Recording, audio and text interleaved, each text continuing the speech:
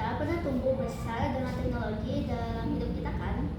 Kita selalu mengandalkan teknologi untuk kebutuhan sehari-hari seperti berbelanja, mempelajari hal-hal yang baru, berkomunikasi dengan orang lain, dan hal yang lain. Tetapi teknologi juga punya kekurangannya dan ia bisa menghancurkan kesehatan mental kita dalam prosesnya. Perkenalkan, nama saya Hana Aisyah Ghazali dari kelas 8 dari SMP Unggulan Darul Hikam, dan saya akan mengajak kalian untuk membahas artikel di Kompasiana tentang pentingnya literasi digital bagi generasi Z di era digital yang ditulis oleh Mela Sulistiawati. Literasi digital bukan sekedar kemampuan membaca atau menulis, melainkan mencakup keterampilan berpikir kritis, memilah informasi, serta memahami konteks sosial dan etika dalam menggunakan teknologi. Hal ini mencakup berbagai keterampilan mulai dari penggunaan komputer dasar hingga memahami kecerdasan buatan AI dan pembelajaran mesin. Seperti yang saya sebutkan sebelumnya, teknologi memiliki efek samping negatif yang juga dapat membahayakan kita.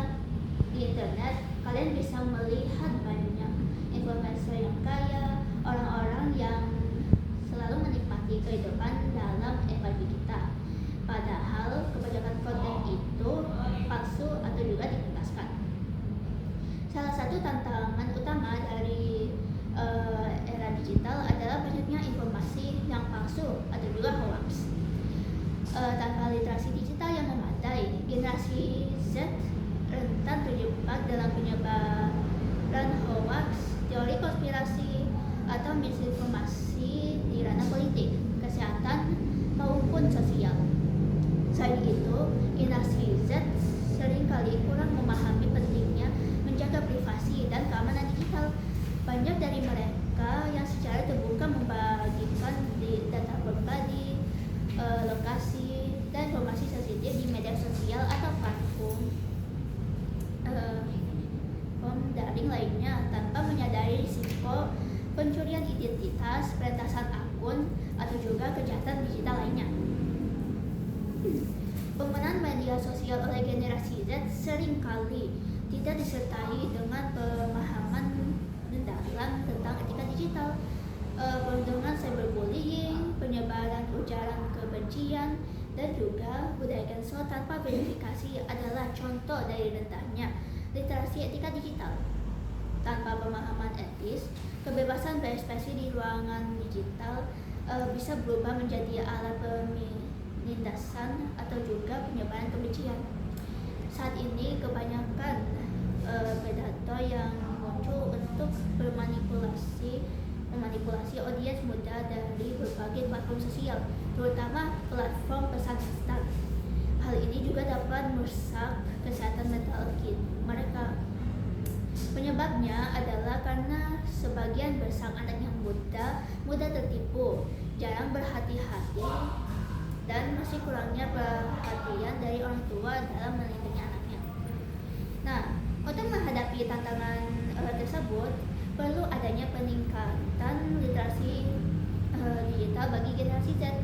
Berikut beberapa cara untuk meningkatkan literasi digital, yaitu 1. Mendorong budaya membaca sejak dini. Kegiatan membaca tidak harus terbatas pada buku cetak. Artikel, e-book, blog, edukatif, dan juga jurnal juga bisa menjadi media pembelajaran yang efektif.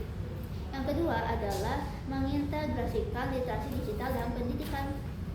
Kurikulum sekolah perlu menyesuaikan diri dengan perkembangan zaman. Literasi digital harus menjadi bagian pelajarannya, di mana siswa-siswi diajarkan cara mengenali informasi palsu, berpikir kritis terhadap konten digital, dan menggunakan teknologi secara produktif dan etis. Yang ketiga adalah memanfaatkan media sosial sebagai sarana edukatif. Media sosial dapat dimanfaatkan sebagai platform untuk menyebarkan informasi yang edukatif dan positif.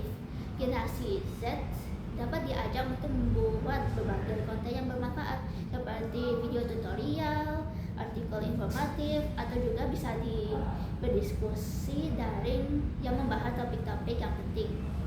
Yang keempat adalah pelatihan dan workshop literasi digital. Penyelenggaraan pelatihan dan workshop tentang literasi digital dapat membantu Gen Z memahami cara menggunakan teknologi secara bijak. Kegiatan ini dapat melibatkan berbagai pihak seperti sekolah, komunitas, dan juga lembaga pemerintah. Nah, teman-teman, kita telah belajar banyak tentang pentingnya literasi digital bagi generasi Z. Meskipun internet bermanfaat dengan banyak berita, informasi, dan sebagainya, tetapi internet masih dapat mengandung banyak misinformasi dan tautan yang berbahaya.